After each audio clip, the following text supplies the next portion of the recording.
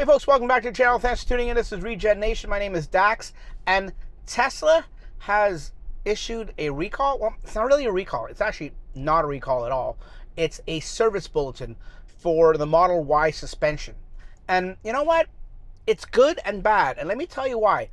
It's good because they're taking care of a problem and they're acknowledging it and recognizing it. It's bad because this is something that's been happening to Model 3s and Model Ys with their suspension, their front suspension, albeit it may be a different thing, like because it's a different suspension on the new Ys than it is on the older Ys and 3s. But it's still a suspension problem that's plagued Tesla for years now, and Tesla's never come out and acknowledged it, and that's what sort of ticks me off in a little way, because yeah, they fixed it under warranty if you had a warranty, but they never acknowledged that it was an issue. Now it seems like Tesla is acknowledging that there's an issue. This story comes from the website Not a Tesla App. So let me read you the article so you understand. And I usually don't read articles verbatim, but this needs to be read, I think, so you get the full scope of what's going on. Tesla has published 2 service bulletins in response to customer complaints about suspension creaking on the refreshed Model Y. The issue on the 2026 Plus Model Y has been a persistent and frustrating issue for owners, with creaks, rattles, and knocking noises occurring during low-speed driving and over uneven surfaces. Well, let me stop there for a second, because this sounds exactly like what was happening with the Model 3s and Model Ys on the old models and the old suspension. Like, sounds like the exact same thing. But I get it, it's a different, platform or different design, suspension design, but it's the same thing. And let me continue. To date, navigating this issue via official channels has proved challenging. Tesla service centers frequently classified the noise as non-safety related and within quote-unquote safety specs, declining to authorize repairs. Funny, where have we seen that before? That sounds very familiar. However, that has now changed with Tesla's issuance of 2 technical service bulletins, and they go into what they're named and everything. I'm not going to name them. On May 8th, 2026. So this was a little while ago. This was a few weeks ago, and it's just now coming to the media. But let me, because, one could think it's a recall and one can think it's a service bulletin. This is a service bulletin. So let me use Grok to help us understand what the difference is here. Hey, Grok, what's the difference between a recall and a service bulletin? A recall is for serious safety defects, where the manufacturer must notify owners and fix it for free, no matter the warranty. A service bulletin guides technicians on common non-safety issues, but repairs aren't automatically free. You pay unless under warranty. Thank you, Grok, for that. You're welcome. Anything else? As a matter of fact, you can help me. Can you tell me about any service bulletins that Tesla's issued in the past few weeks for the new Tesla Model Y 2026 and above regarding the front suspension? Tesla issued 2 service bulletins on May 8, 2026 for front suspension noises like rattles or knocks on bumps in refreshed 2026 Plus Model Ys from Fremont or Giga, Texas. SB 25-31-005 covers replacing front upper control arm mounts, dampers on premium and performance trims, and removing pencil braces.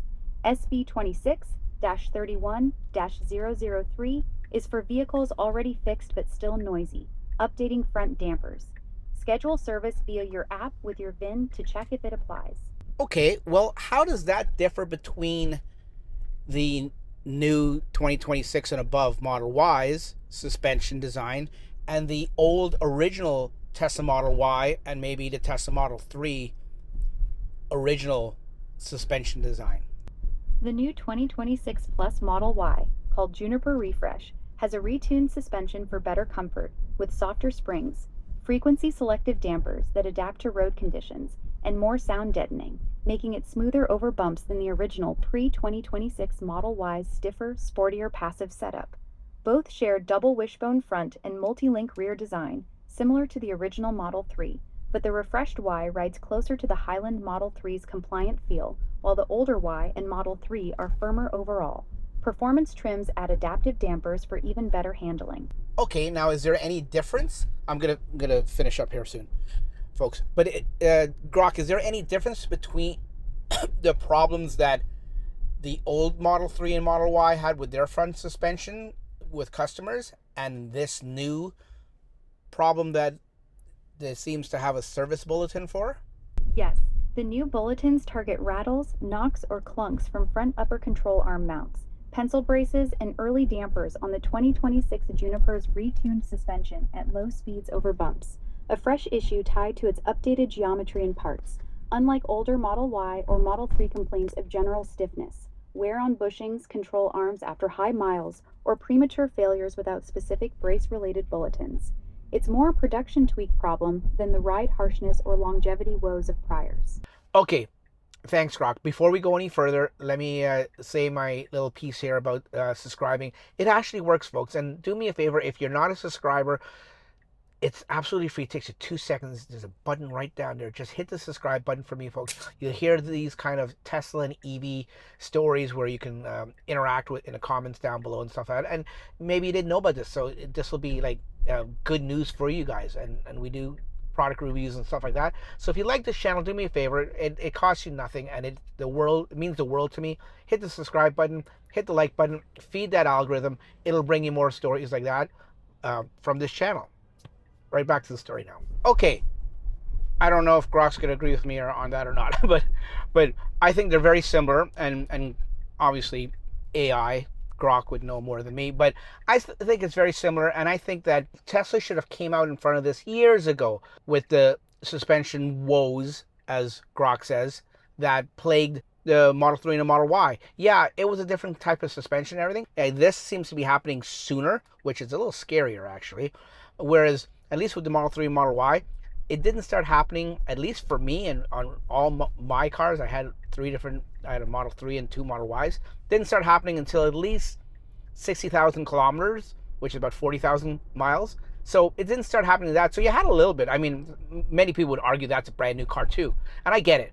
But what I'm saying is this seems to be happening even sooner in the refreshed ones, the Junipers. So let me know down in the comments below, guys. Do you think that this is something that we need to be concerned about? And do you agree with me that it's unfair that, and I don't want to sound like a whiner, but I'm just saying, do you agree with me that this is unfair that they're now acknowledging it, which is good. It's a good thing that they're acknowledging it, but what happened to all the other previous Tesla owners, like one of the OGs that had the 3s, had the Y when they first came out? And yeah, I get it. I know the argument can be said that when you first buy a first-year car, you should expect these little squeaks and rattles and problems and stuff.